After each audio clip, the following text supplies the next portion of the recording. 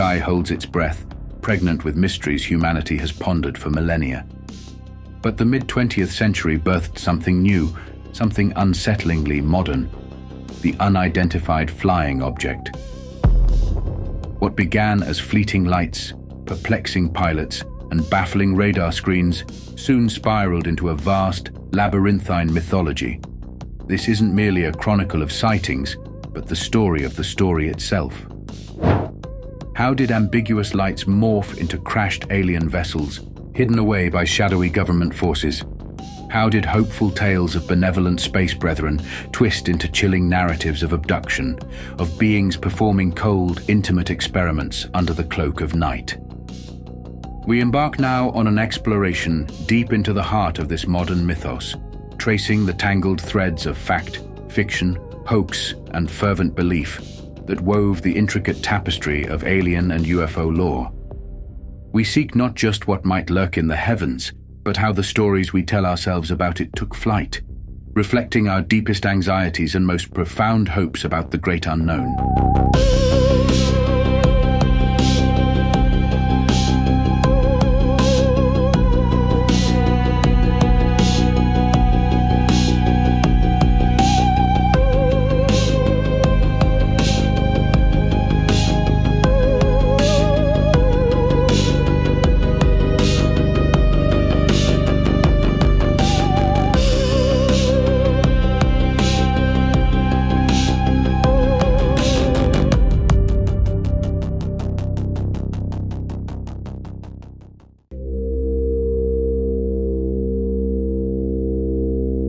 The year is 1947. The embers of global conflict still glowed, casting long shadows of unease across a world grappling with the atomic dawn and the chilling onset of the Cold War.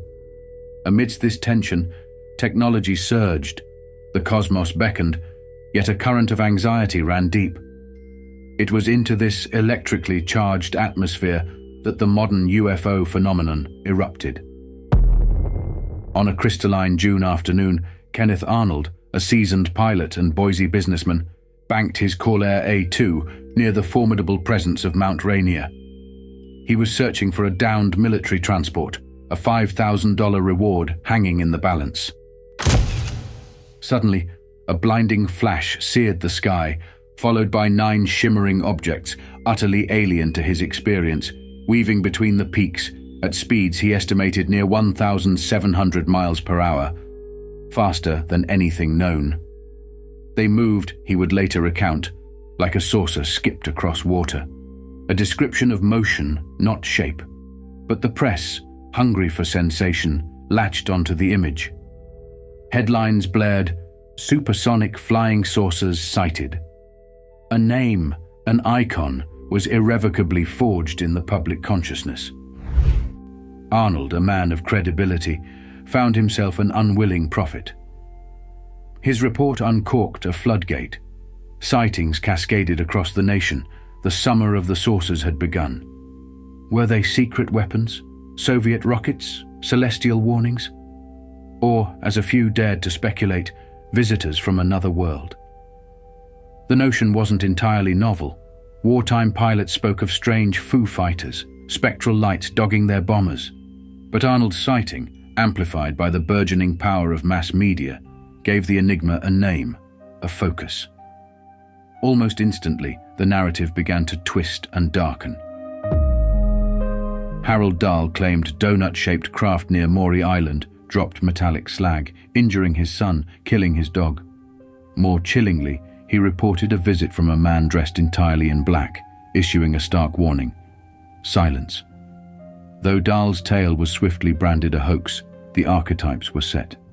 The dramatic encounter, the tangible, if dubious, evidence, the menacing silences lurking in the shadows. The age of the flying saucer had dawned, bringing with it a complex interplay of genuine sightings, misidentifications, and the first threads of deliberate myth-making. Mere weeks later, under the vast, indifferent skies of the New Mexico desert, another incident unfolded, destined to eclipse Arnold's sighting and become the very bedrock of UFO conspiracy lore: Roswell. Rancher Mac Brazel, stumbled upon unusual debris strewn across his remote property. Strips of foil, rubber, sticky tape, lightweight sticks. Mundane materials, perhaps. But the recent saucer craze ignited by Arnold lent them a new, unsettling significance. Brazel gathered samples and drove into Roswell, alerting Sheriff George Wilcox. The sheriff contacted the nearby Roswell Army Airfield, home of the 509th Bomb Group, the unit that had unleashed atomic fire on Japan. Intelligence Officer Major Jesse Marcel was dispatched. On July 8, 1947, the RAAF's Public Information Officer, Walter Haut, issued a press release that sent shockwaves around the globe. The Army had recovered a flying disc. For a fleeting moment, it seemed the veil had lifted, but the sensation was ephemeral. Within 24 hours, the military narrative pivoted sharply. Brigadier General Roger Ramey convened a press conference in Fort Worth, displaying fragments of what he now identified as a common weather balloon equipped with a radar reflector. The initial report, he stated, was a mistake. Photographs circulated, showing Marcel and others posing with the innocuous-looking debris. The story died, the Roswell incident receding into obscurity for 3 decades. It slumbered until 1978, when nuclear physicist and ufologist Stanton Friedman tracked down the now-retired Jesse Marcel. Marcel's story had changed. The weather balloon, he insisted, was a cover. The material he handled was extraordinary, otherworldly. Friedman's interview, amplified by Charles Berlitz and William Moore's 1980 bestseller, The Roswell Incident, resurrected the case, transforming it utterly. The new narrative spoke not just of strange debris, but of recovered alien bodies, of a secret second crash site, of the original wreckage spirited away to right field and replaced with balloon parts. Then came the majestic 12 documents, undeveloped film arriving anonymously at the doorstep of ufologist Jaime Shandera, purporting to reveal a top-secret committee, MJ-12, established by President Truman himself to manage the Roswell aftermath and brief President-elect Eisenhower. Though swiftly declared completely bogus by the FBI and riddled with anachronisms, Truman's signature a blatant photocopy, a key memo dated when its supposed author was abroad, the MJ-12 mythos became inextricably woven into the Roswell legend. Further layers were added. The infamous, later debunked, alien autopsy film, Philip J. Corso's sensational claims in the day after Roswell of handling alien technology. Under mounting public pressure, the Air Force launched new investigations in the 1990s. Their conclusion offered a different kind of cover story. The debris was from a secret government project, but a terrestrial one. Project Mogul, a classified Cold War program using high-altitude balloon arrays to monitor Soviet nuclear tests acoustically.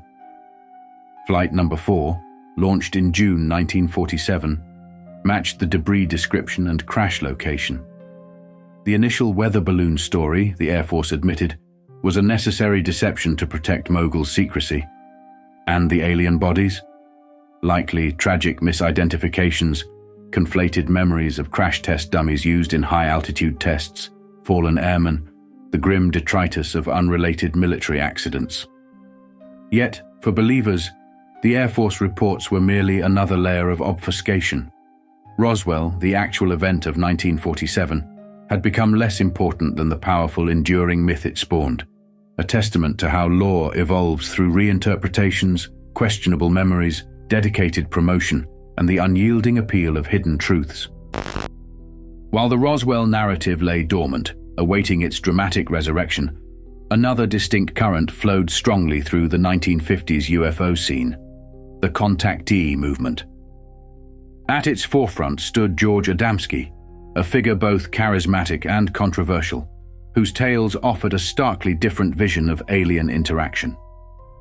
Adamski, a Polish immigrant steeped in the occult milieu of California, claimed direct, face-to-face encounters not with cryptic greys, but with benevolent, beautiful, human-like beings, the Space Brothers. Long before his UFO fame, Adamski had founded the Royal Order of Tibet, teaching a blend of Christianity and Eastern mysticism. By the 1950s, living near the famed Palomar Observatory, though unaffiliated with it, he claimed his first spaceship sighting in 1946. His defining moment came in November 1952. In the California desert, he alleged, a saucer landed and he met its sole occupant, Orthon, a handsome blonde being from Venus. Communication, Adamski said, flowed through telepathy and gestures. Orthon's message was one of peace, a warning against humanity's destructive path, particularly its nascent nuclear arsenal. Adamski and his companions supposedly cast plaster footprints containing mysterious symbols. This encounter, detailed in his 1953 bestseller Flying Saucers Have Landed, co-authored with Desmond Leslie, catapulted Adamski to international fame. His 1955 sequel, Inside the Spaceships, recounted further journeys aboard alien craft, trips around the moon revealing hidden cities and forests, and tutelage under ancient cosmic masters. These aliens, hailing from Venus, Mars, and Saturn, were depicted as spiritually advanced, physically perfect humanoids, later termed Nordics, concerned for Earth's future.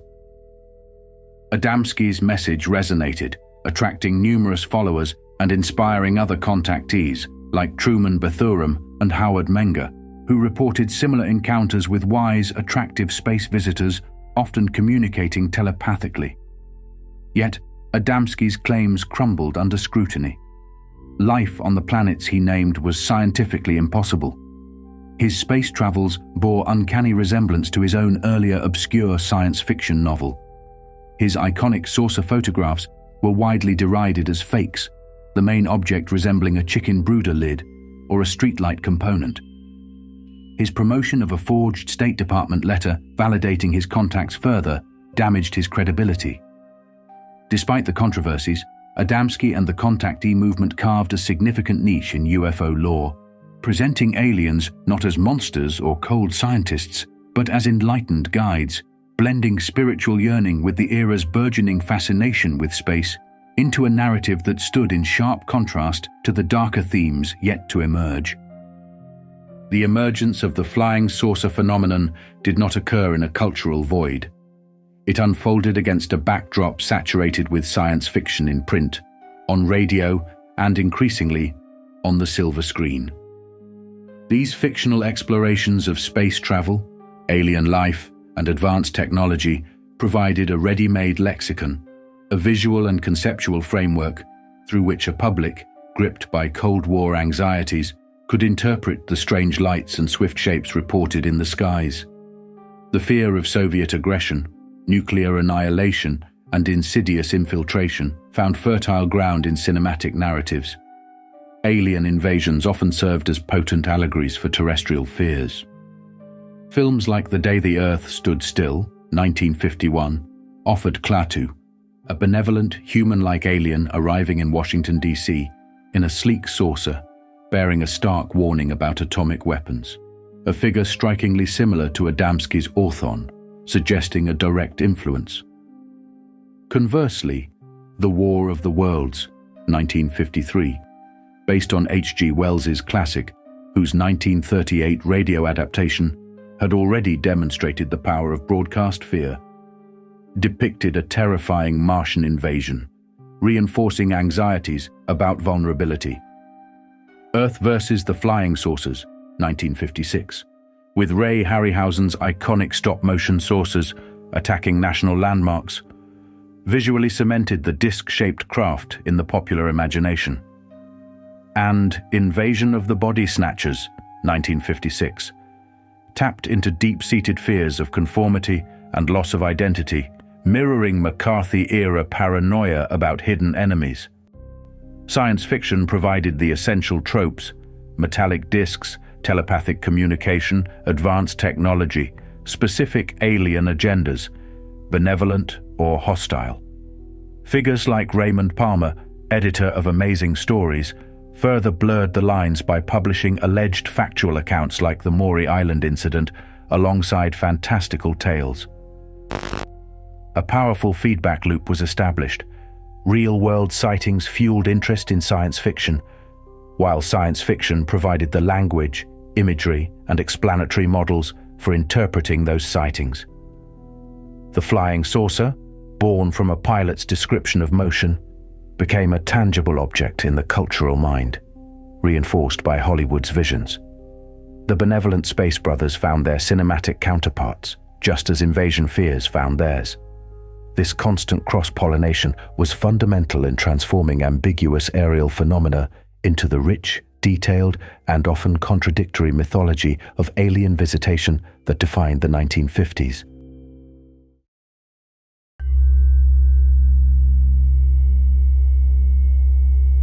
As the initial wave of saucer sightings and hopeful contactee tales began to recede, a darker tide rose within the UFO narrative during the 1950s and 1960s. The benevolent space brothers found themselves sharing the stage with whispers of clandestine government pacts, menacing silencers clad in black, and official investigations perceived not as quests for truth, but as instruments of deliberate obfuscation. The pervasive atmosphere of Cold War suspicion provided fertile ground for these conspiracy narratives to take root and flourish. One of the most enduring and elaborate threads woven into this tapestry of suspicion concerns President Dwight D. Eisenhower and an alleged secret treaty forged with extraterrestrial beings in the crucible year of 1954. Lacking any shred of credible documentation, this story nonetheless became a cornerstone belief for many, illustrating the growing tendency to entangle the UFO mystery with the highest echelons of government secrecy. The tale often centers on a supposed interruption during Eisenhower's February 1954 golf vacation in Palm Springs, California. Official records state he chipped a tooth cap and made a swift overnight trip to Los Angeles for dental repair. Conspiracy theorists posit this mundane emergency was a meticulously crafted cover for a far more momentous clandestine journey to nearby Edwards Air Force Base. What transpired there, in the shadowed narratives, varies dramatically. One version speaks of a meeting with tall, fair-haired aliens resembling Nordics, perhaps Pleiadians or Venusians, offering advanced technology and spiritual enlightenment in exchange for the dismantling of Earth's nuclear arsenal, a deal Eisenhower, wary of Soviet power, supposedly refused. Another, darker, and more widely circulated version, sometimes dubbed the Greada Treaty, alleges a subsequent pact struck not with Nordics but with the Greys, the archetypal large-headed black-eyed beings of later abduction lore. The purported terms were chilling. The US government would receive alien technology, and in return, the Greys would be granted permission to abduct humans and cattle for disturbing medical and genetic experiments, provided lists were kept and abductees returned unharmed. This narrative, popularized by controversial figures like Milton William Cooper, conveniently accounted for the burgeoning abduction phenomenon and reports of cattle mutilations. The story gained significant traction in the 1980s, coinciding with the Roswell resurgence and the appearance of the MJ-12 documents, which, though debunked, lent a spurious air of presidential involvement. Despite its persistence in conspiracy circles, no evidence supports the Eisenhower Treaty. Presidential archives hold no record. Appointment logs show no anomalies. The dental emergency is well documented.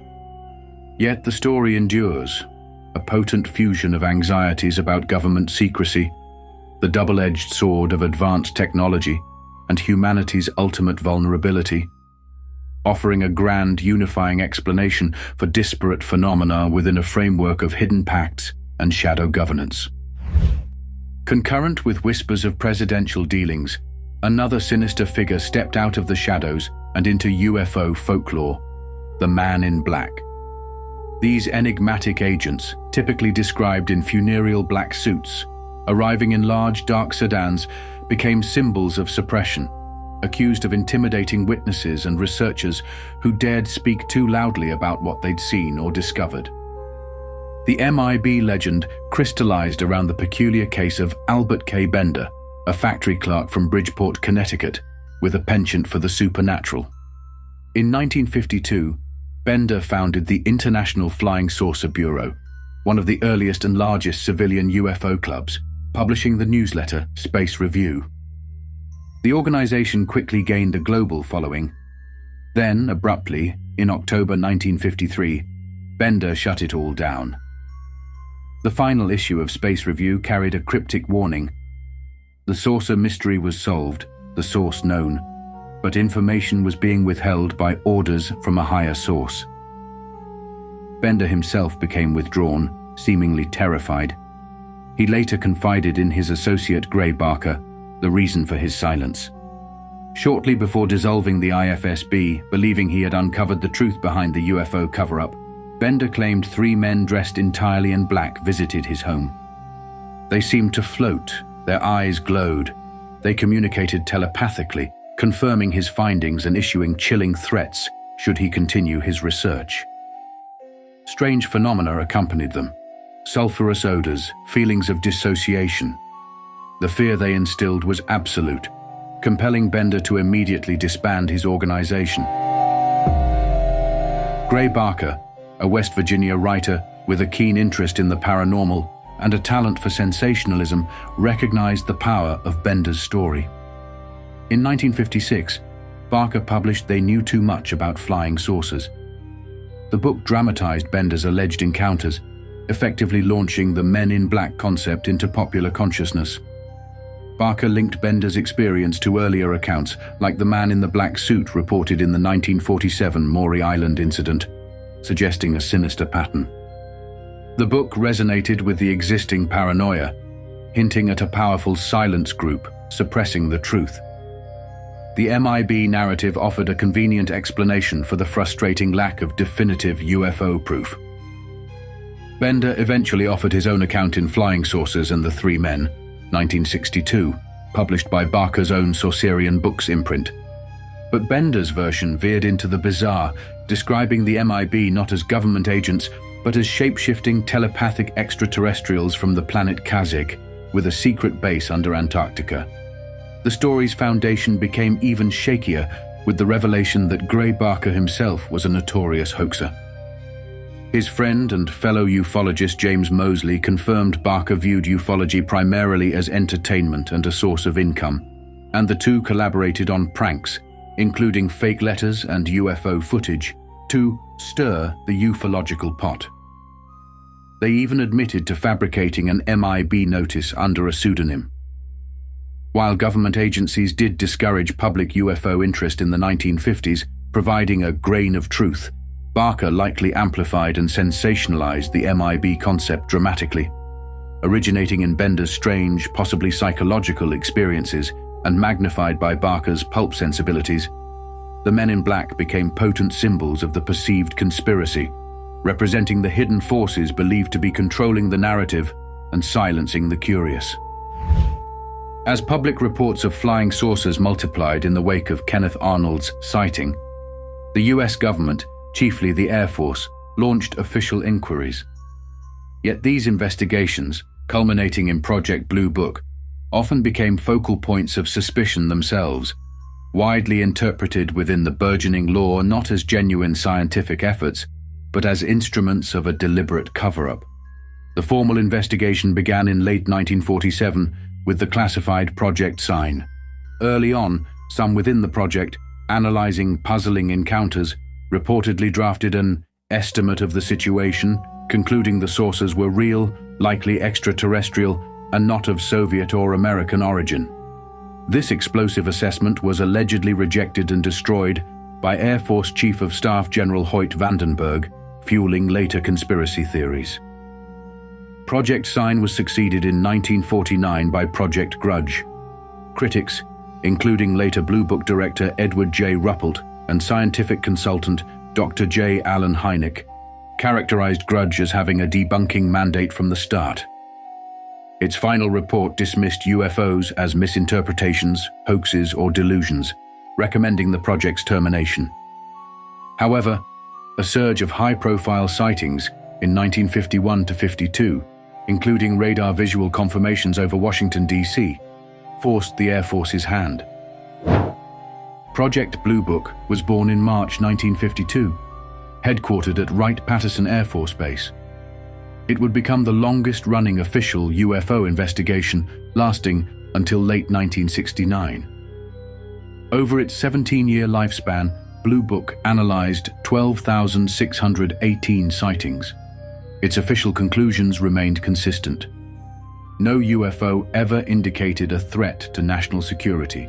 No evidence suggested technology beyond known science. No evidence pointed to extraterrestrial vehicles. The vast majority of cases were attributed to misidentifications of conventional objects or natural phenomena, hoaxes or psychological factors. Only 701 cases, about 5.6%, remained stubbornly unidentified. Despite these findings, Blue Book was dogged by criticism. A crucial factor was the 1953 Robertson Panel, convened by the CIA after the Washington, D.C. flap. Headed by physicist H.P. Robertson, the panel reviewed Blue Book's best evidence, but concluded UFOs weren't a direct threat, and further study was unwarranted. Critically, the panel recommended a policy of debunking UFO reports through mass media, even suggesting involving Walt Disney Productions, and ridiculing the phenomenon to curb public interest and prevent potential mass hysteria or Soviet exploitation. They also advised monitoring civilian UFO groups for subversive purposes. These recommendations, seen as a blueprint for propaganda and domestic spying, solidified the belief for many that the government was actively suppressing the truth. Dr. J. Allen Hynek, an astronomer initially hired as a skeptical consultant to identify astronomical explanations, found his views evolving dramatically. He became increasingly critical of Blue Book's methodology, deeming it unscientific and biased towards debunking.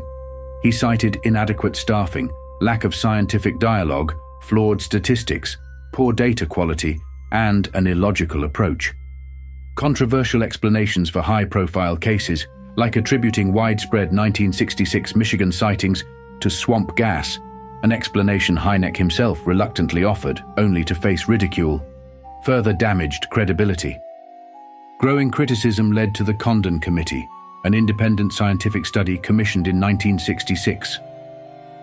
Headed by physicist Edward U. Condon, its 1968 report concluded further UFO study couldn't be justified scientifically or for national security. Based on this, the Air Force terminated Project Blue Book. The Condon report itself was contentious, with allegations of bias. Project Blue Book and its associated panels thus left a paradoxical legacy. Official investigations whose actions and perceived secrecy ultimately fueled the very conspiracy theories they aimed to dismiss, cementing the idea of a government cover-up deep within the heart of UFO lore.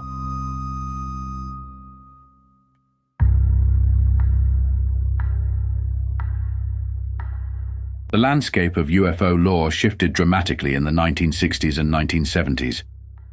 The focus moved from distant lights and benevolent contactees towards something far more intimate and terrifying: direct, involuntary encounters with alien beings. The era of abduction had begun, and concurrently, researchers like John Keel started questioning the purely extraterrestrial hypothesis, weaving UFOs into a broader tapestry of paranormal phenomena he termed high strangeness. The watershed moment arrived with the alleged abduction of Betty and Barney Hill in September 1961. Their story, the first widely publicized and extensively documented case of its kind in North America, introduced the chilling template for thousands of similar accounts to follow.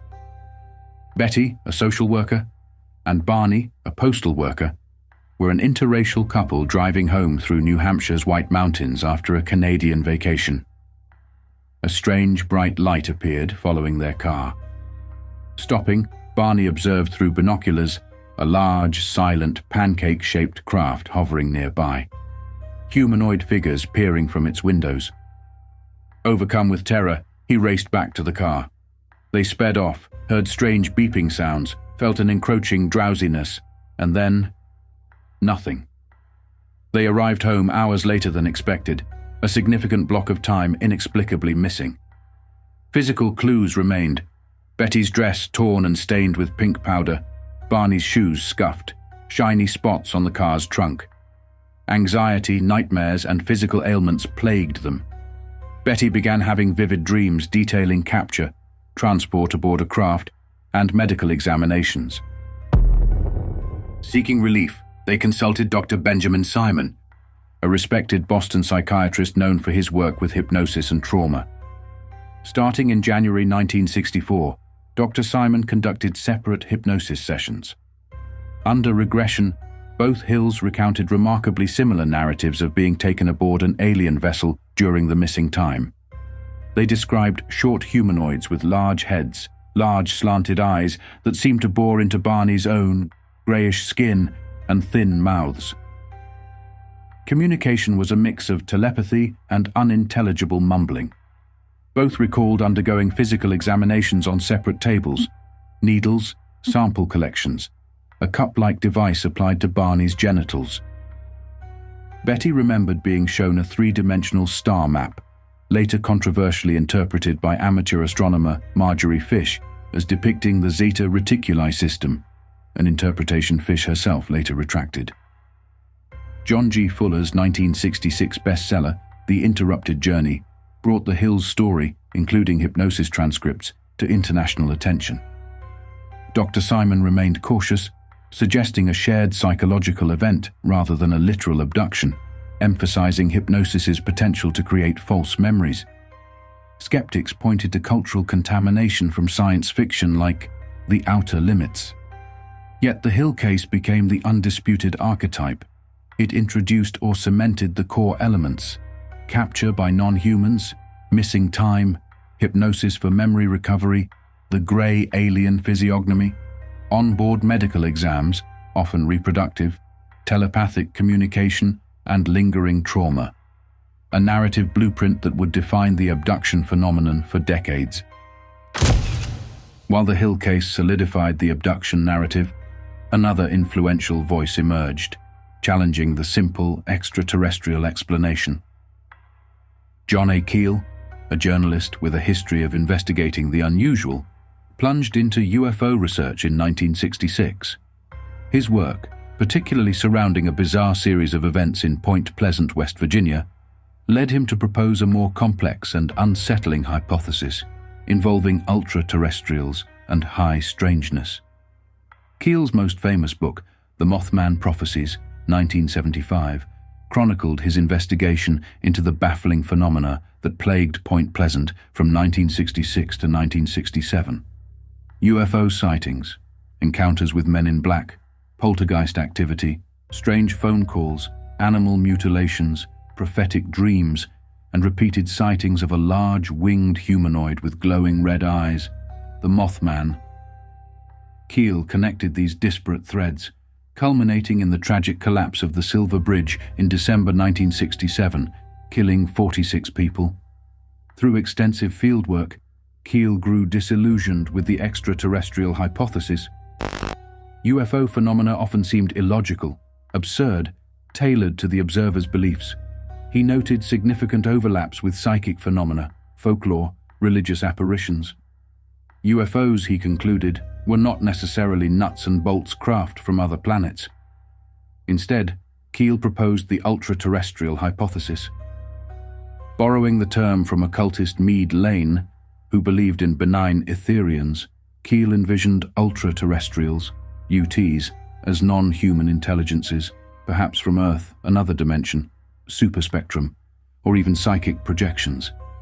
These ancient, deceptive entities, he argued, staged phenomena throughout history: gods, angels, demons, fairies, mystery airships, Mothman, UFOs, manipulating human beliefs.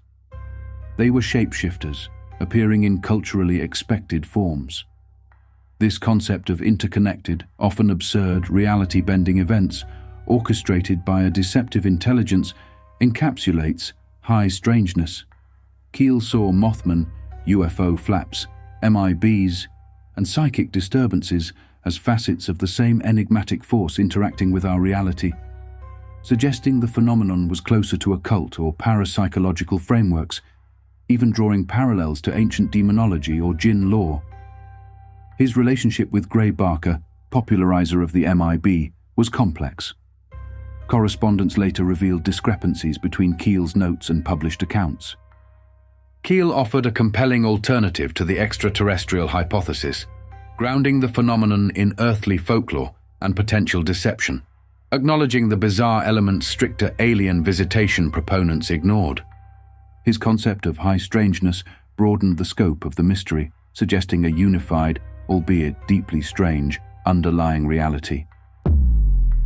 Following the Hills ordeal, reports of similar experiences surfaced, often fragmented, shrouded in amnesia. In the late 1970s and 80s, artist and researcher Bud Hopkins emerged as a pivotal figure, consolidating these accounts and establishing alien abduction as a distinct field within ufology. His books Missing Time, 1981, and Intruders, 1987, identified common patterns and popularized hypnosis as a primary investigative tool. Hopkins' interest sparked after his own 1964 UFO sighting. Investigating another encounter near his home led to letters from people reporting sightings coupled with missing time and anxiety. Intrigued, Hopkins collaborated with psychologists using hypnotic regression to explore these memory gaps. Missing Time presented 7 individuals' accounts, recalling under hypnosis harrowing experiences with non-human entities, often the small, grey-skinned, large-eyed beings becoming archetypal. Hopkins identified recurring elements, the inexplicable gap of missing time, capture, often involving paralysis and levitation into a craft, non-consensual onboard examinations involving probes, sample collection, skin, hair, reproductive material, and sometimes implants, unexplained physical marks like scars or bruises, profound psychological trauma, and sometimes masking memories, like encounters with owls, hiding the abduction event. Hopkins argued the consistency across independent witnesses pointed to a genuine phenomenon perpetrated by a callous, indifferent, immoral race focused on genetic experimentation.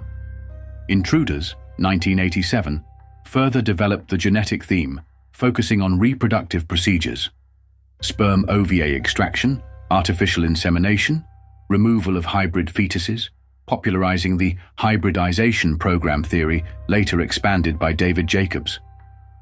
Hopkins established the Intruders Foundation in 1989 for abductee support. While highly influential, Hopkins's reliance on hypnosis drew heavy criticism. Experts like Robert Baker and Elizabeth Loftus warned hypnosis could create false memories, confabulation, especially under suggestive questioning by someone lacking formal psychological training like Hopkins. Participation in support groups could also contaminate recollections. Despite criticism, Hopkins synthesized disparate reports into a coherent, terrifying narrative centered on missing time, medical exams, and genetic agendas, providing a vocabulary and framework that allowed thousands worldwide to identify as abductees, solidifying abduction as a major, enduring component of UFO lore.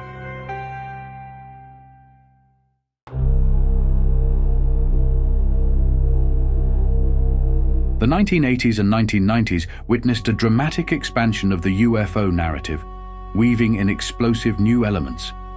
Building upon decades of sightings, contactee tales, and abduction accounts, the lore absorbed claims of secret government documents, rumors of hidden underground bases harboring human-alien collaborations or conflicts, increasingly disturbing details of hybridization programs, and visions of a cosmos teeming with multiple, often warring alien factions. In the mid-1980s, the majestic 12 documents surfaced, seemingly offering irrefutable proof of the Roswell crash cover-up. Delivered anonymously on undeveloped film to ufologist Jaime Shandera, the documents purported to be a 1952 briefing for President-elect Eisenhower detailing Operation Majestic 12, a secret committee established by President Truman in 1947. composed of 12 top military leaders, officials, and scientists. MJ-12 was allegedly tasked with analyzing the crashed saucer and alien bodies from Roswell, maintaining absolute secrecy. Chandera shared the documents with partners William Moore and Stanton Friedman. Later, Moore and Chandera claimed to find a corroborating Cutler Twining memo in the National Archives. The MJ-12 papers caused a firestorm in the UFO community. Proponents like Friedman hailed them as definitive proof of a cosmic Watergate. However, intense scrutiny quickly revealed fatal flaws. The FBI declared the documents completely bogus. Investigator Philip J. Klass meticulously debunked them, highlighting numerous inconsistencies.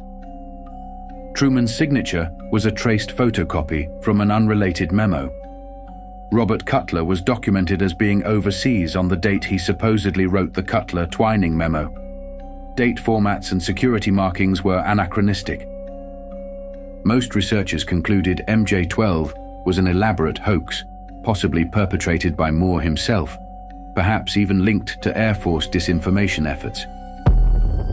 Despite being thoroughly discredited, the MJ-12 documents left a lasting scar, providing a name and structure for the hypothesized secret group controlling UFO information, embedding the concept deep within conspiracy lore.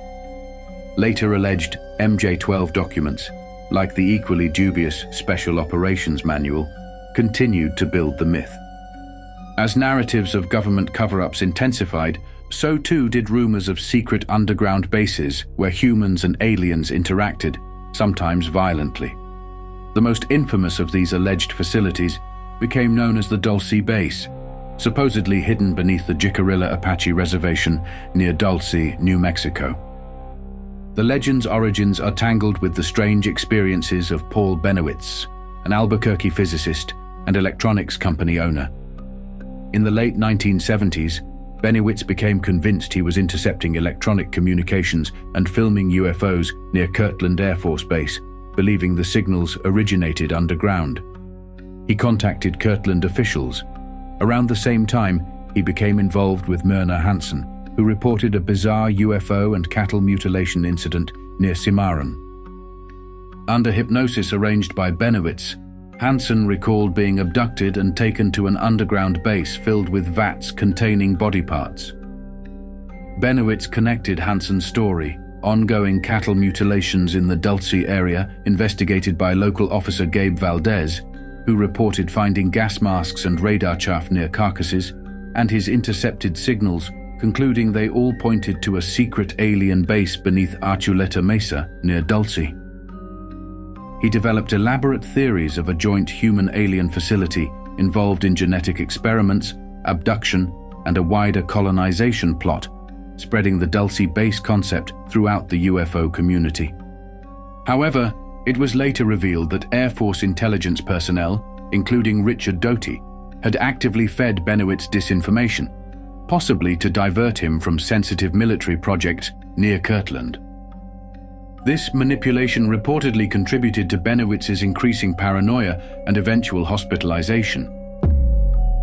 The Dulce legend was further amplified in the mid-1990s by Phil Schneider, who claimed to be a former government engineer involved in building underground bases. Schneider gave dramatic lectures detailing a supposed 1979 firefight between humans and grey aliens during construction at Dulce, claiming to be a survivor injured by an alien weapon. He asserted the base hosted horrific experiments under a secret treaty. His unverified accounts, coupled with his suspicious death ruled a suicide, cemented the Dulce mythos. Born from Benowitz's interpretations, potentially fueled by disinformation and Schneider's tales, the Dulce base legend represented a significant escalation, positing vast, hidden subterranean realms of sinister collaboration and conflict, providing a terrifying physical location for the darkest fears embedded in abduction narratives. While Bud Hopkins introduced reproductive interference, the 1990s saw this theme blossom into the central motive behind alien abduction, driven largely by historian David M. Jacobs and the profoundly influential personal account of author Whitley Strieber. the focus shifted decisively towards an alleged alien agenda centered on creating human-alien hybrids. David M. Jacobs, a retired history professor, built upon Hopkins' work, conducting hundreds of hypnotic regressions with alleged abductees. His 1992 book, Secret Life: First-Hand Accounts of UFO Abductions, presented a detailed analysis, corroborating elements like capture and examination by small gray aliens. However, Jacobs placed overwhelming emphasis on reproductive procedures, sperm extraction, over-harvesting, artificial insemination, and later presentations of hybrid fetuses or babies to abductees.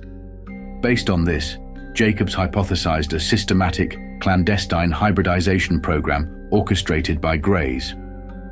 In his 1998 book, The Threat, he argued this program was a covert invasion aiming for eventual planetary control, with hybrids being integrated into human society, learning to blend in. Jacobs's starkly negative interpretation challenged more positive views and drew criticism regarding his reliance on hypnosis and potential for suggestion. While Jacobs provided a systematic framework, it was Whitley Strieber's intensely personal book, Communion: A True Story, 1987, that catapulted the abduction experience into the mainstream. Strieber, already a successful horror novelist, described his own alleged 1985 abduction from his upstate New York cabin by small, large-eyed beings, which he neutrally termed the Visitors. Communion recounted his capture, frightening procedures including rectal probing, his subsequent psychological turmoil, and his work with Bud Hopkins using hypnosis to recover memories. Filled with high strangeness and ontological ambiguity, Strieber deliberately avoided definitive conclusions about the Visitors' origins or motives. The book was a massive bestseller, its iconic grey alien cover art becoming instantly recognizable. Communion's impact was immense, legitimizing the abduction narrative for a wider audience. Strieber's status lent credibility, even as critics questioned the influence of his horror writing skills or the factual basis of the account. While focusing on personal experience, Strieber reinforced key abduction themes: Greys, medical procedures, trauma, high strangeness. His ambiguity, however, contrasted with Jacobs' definitive negativity. Together, Jacobs' research and Strieber's Communion solidified the hybridization narrative and the image of the grey alien abductor as central pillars of late 20th century UFO lore, shifting the focus towards intimate intrusion and potential species-level manipulation. As abduction narratives centered on the Greys and contactee lore spoke of benevolent Nordics, the UFO mythos began incorporating the idea of multiple distinct alien races interacting with Earth, often with conflicting agendas, leading to narratives of cosmic conflict. The identification and categorization of alien types became more prominent. Key archetypes emerged. The Greys, solidified by the Hill case and Hopkins and Jacobs' research, became the archetypal small, or sometimes tall, large-headed black-eyed abductors associated with clinical, amoral, or sinister experiments. The Nordics, originating with Adamski's Venusians, were typically tall, blonde, blue-eyed humanoids resembling Scandinavians, often portrayed as benevolent space brothers or spiritual guides from the Pleiades, concerned with humanity's evolution. And the reptilians, more overtly menacing, described as tall, scaly humanoids linked to conspiracy theories, like David Icke's, involving hidden control of human institutions, almost invariably depicted as malevolent. Sources like the Extraterrestrial Species Almanac attempted to catalogue dozens of alleged species, assigning origins, traits, abilities, and cosmic agendas, explicitly dividing them into benevolent guardians and malevolent races bent on abduction and domination. Conflict between these factions became a recurring theme. Benevolent Nordics were pitted against manipulative Greys or evil reptilians. The Eisenhower Treaty narrative itself contained variants suggesting a choice between peaceful Nordics and morally ambiguous Greys. Some narratives proposed vast, ancient galactic wars predating humanity, with Earth as a pawn or battleground, undoubtedly influenced by science fiction space operas like Star Wars. The emergence of warring alien factions served multiple narrative functions, explaining contradictory encounters, adding dramatic tension, and creating complex mythologies mirroring human history's alliances and power struggles, transforming the UFO mystery into an ongoing galactic drama.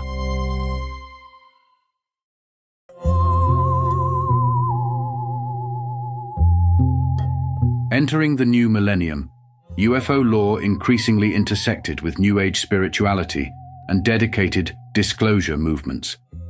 The narrative expanded beyond physical craft and abduction to embrace cosmic consciousness, spiritual evolution, and channeled extraterrestrial wisdom.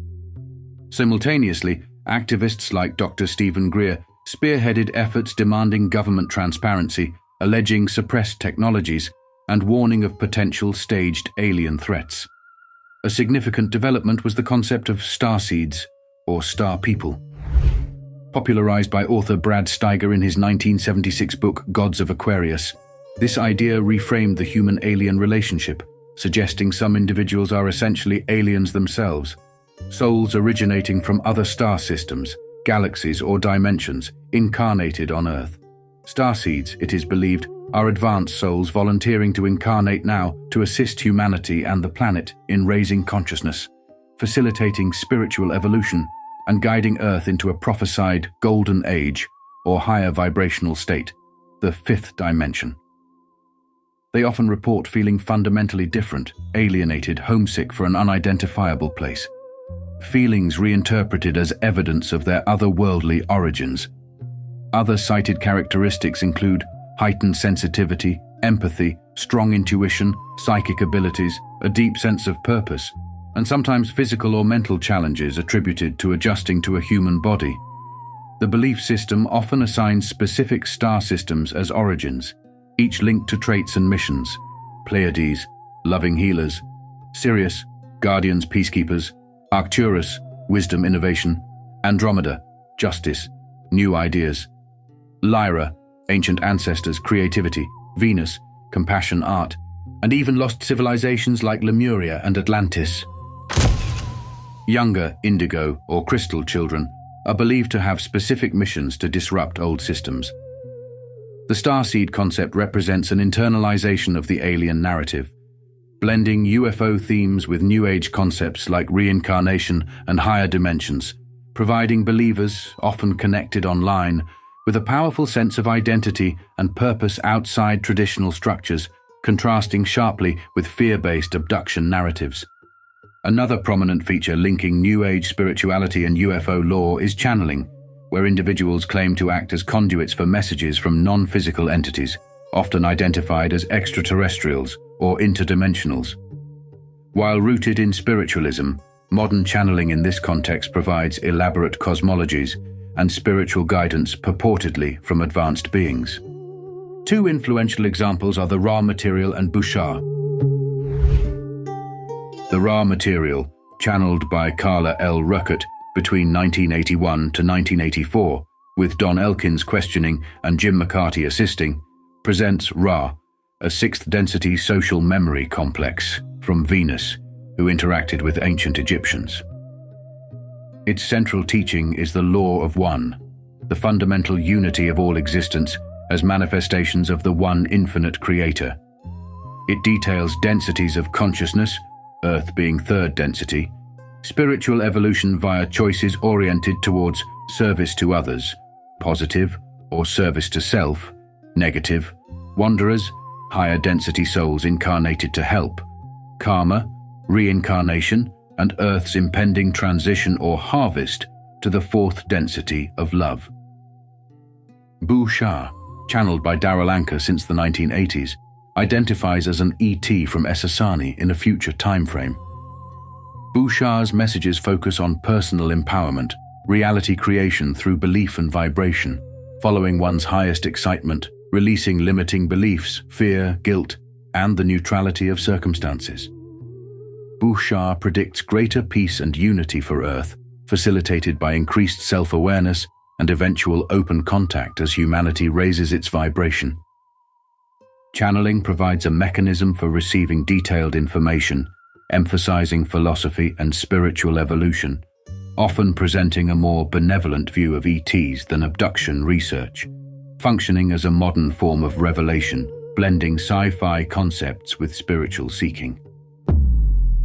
Parallel to New Age introspection, a more activist strand emerged demanding government transparency. The disclosure movement, spearheaded by Dr. Stephen Greer, a retired emergency physician. Greer's work synthesizes pre-existing law, contact, cover-ups, suppressed technology, into a narrative focused on revealing hidden truths and warning of deception. Claiming personal encounters since childhood, Greer founded the Center for the Study of Extraterrestrial Intelligence, CSETI, in 1990, promoting close encounters of the fifth kind, CE5, human-initiated contact via consciousness-based protocols like meditation and remote viewing to vector ET craft. CSET organizes expeditions, often costly, attempting these protocols. In 1993, Greer launched the Disclosure Project, aiming to compel governments to end secrecy surrounding UFOs, ETs, and advanced technologies by gathering whistleblower testimony from military, intelligence, and corporate insiders claiming first-hand knowledge of crashed craft, reverse engineering, and contact. His 2001 National Press Club conference featured over 20 such witnesses.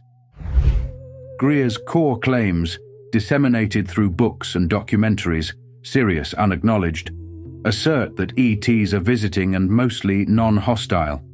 A shadowy transnational cabal, Unacknowledged Special Access Projects or USAPs, controls UFO information and has recovered ET craft and bodies.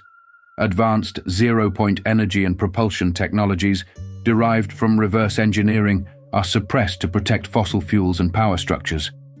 This secrecy prevents solving global crises. Crucially, Greer warns this secret group plans a hoaxed alien false flag invasion using human-made alien reproduction vehicles, ARVs, to frighten the public, unify the world against a manufactured threat, justify space weaponization, and potentially impose global totalitarianism. He argues recent government UAP attention lays groundwork for this deception.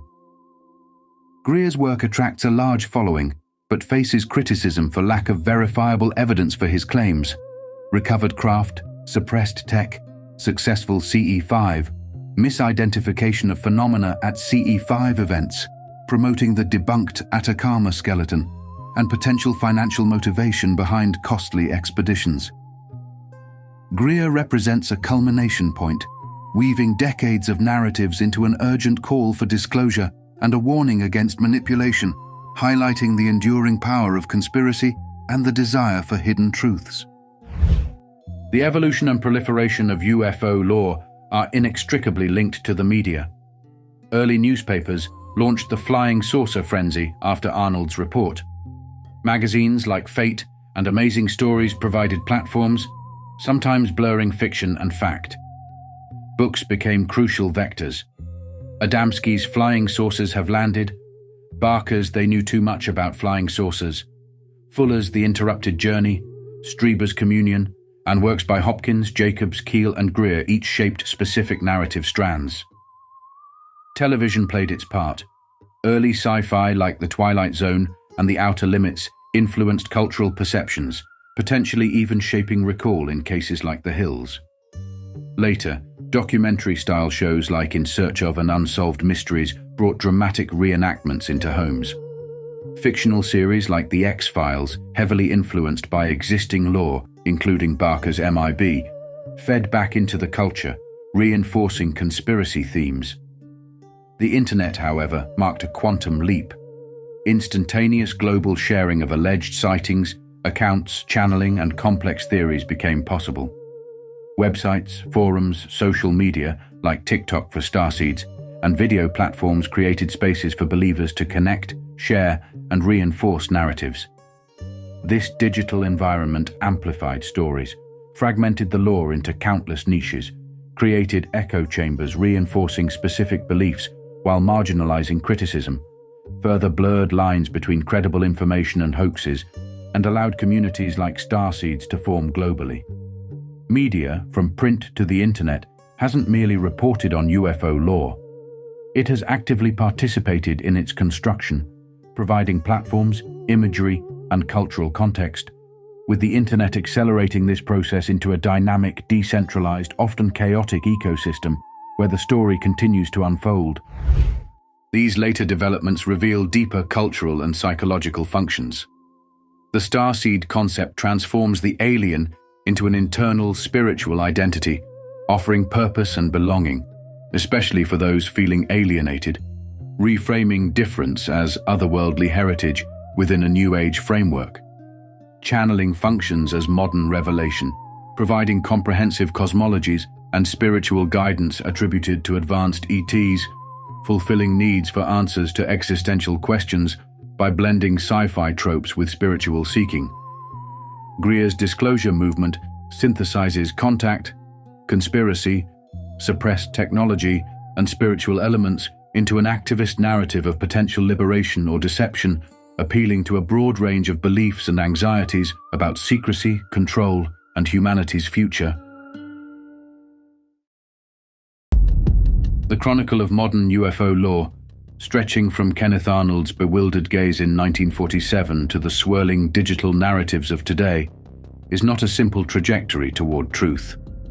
It is, instead, the unfolding of a vast, intricate, and profoundly human mythology. It is the story of the story, a narrative constantly being spun, respun, interpreted, and embellished by individuals wrestling with the unknown, by cultural currents reflecting our deepest anxieties, and by the pervasive media that both mirrors and molds our collective imagination. It began with ambiguity, strange lights, swift shapes christened flying saucers by a hungry press, sparking interpretations that ran the gamut from secret weapons to divine portents to visitors from distant worlds. Roswell, a quickly dismissed report of balloon debris, metastasized over decades into the ultimate symbol of crashed alien craft and labyrinthine government cover-ups, nurtured by late-blooming testimonies, dubious documents like the majestic 12 Papers, and the tireless efforts of dedicated proponents. The 1950s brought forth the contactees, figures like George Adamski, spinning tales of benevolent, human-like space brothers, descending from Venus and Mars with messages of peace, narratives deeply colored by their own occult leanings, and the era's burgeoning science fiction dreams, epitomized by films like The Day the Earth Stood Still. Then the shadows lengthened.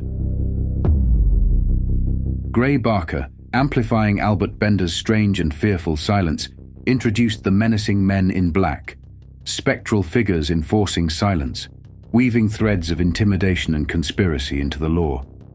Official inquiries like Project Blue Book, ostensibly created to investigate, became, in the eyes of many, instruments of obfuscation, their perceived secrecy and sometimes clumsy debunking efforts fueling suspicion, a view bolstered by the critical insider perspective of consultants like Dr. J. Allen Hynek.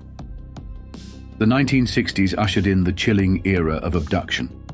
The harrowing account of Betty and Barney Hill, retrieved through the controversial lens of hypnosis, established a terrifying template. Missing time, onboard medical examinations, the enigmatic grey aliens, a narrative framework that would be replicated thousands of times. Researchers like John Keel offered dissenting views, rejecting the simple extraterrestrial hypothesis in favor of ultra-terrestrials and high strangeness, linking UFOs to cryptids like the Mothman, psychic phenomena, and ancient folklore, suggesting a more complex, perhaps deceptive, intelligence closer to home. Bud Hopkins and later David Jacobs sought to systematize the abduction phenomenon, focusing on patterns revealed through hypnosis, culminating in the disturbing theory of a vast alien hybridization program aimed at infiltration. Whitley Strieber's intensely personal communion brought the terror and ambiguity of the abduction experience crashing into the mainstream consciousness. The mythos continued its relentless expansion, incorporating rumors of subterranean battlegrounds like the Dulce Base, where humans and aliens allegedly clashed in secret wars, and populating the cosmos with diverse, often warring alien factions, Greys, Nordics, Reptilians, vying for control or influence over Earth. The New Age movement absorbed and transformed these narratives, internalizing the alien through concepts like starseeds, humans believing themselves to be extraterrestrial souls incarnated on Earth with a mission, and embracing channeled wisdom from entities like Ra and Bashar, who offered intricate spiritual philosophies and cosmic blueprints. Finally, figures like Dr. Stephen Greer synthesized decades of these disparate threads into the Disclosure Movement, an activist call for government transparency regarding suppressed technologies and alleged extraterrestrial contact, coupled with urgent warnings of potential false flag alien events orchestrated by human powers. The Internet, a vast, echoing amplifier, has accelerated this process, fragmenting the lore while connecting believers across the globe. Throughout this saga, key individuals served as crucial conduits. Pilots reporting anomalies, contactees sharing extraordinary claims, researchers attempting to impose order on chaos, investigators offering alternative frameworks, and promoters, sometimes hoaxers, shaping the narrative through sensationalism or deliberate invention. Each interpreted events through their own unique lens, adding layers to the ever-accumulating strata of the lore. The cultural soil proved fertile. Cold War anxieties provided a potent undercurrent of fear. Fear of invasion, fear of secrecy, fear of the unknown other. Rapid technological advancement made the fantastic seem plausible. Science fiction offered a ready-made visual and conceptual language, and beneath it all lay powerful psychological drivers, the dynamics of folklore, and the timeless human yearning for meaning, for mystery, for connection to something larger than ourselves. Ultimately, the UFO lore is a living, breathing entity, a modern mythology reflecting our species' ongoing encounter with the profound mystery of the unknown, filtered through the prisms of our culture, our technologies, our hopes, and our deepest fears. It is the story of how we grapple with the inexplicable and the stories we tell ourselves in the face of the vast, silent cosmos.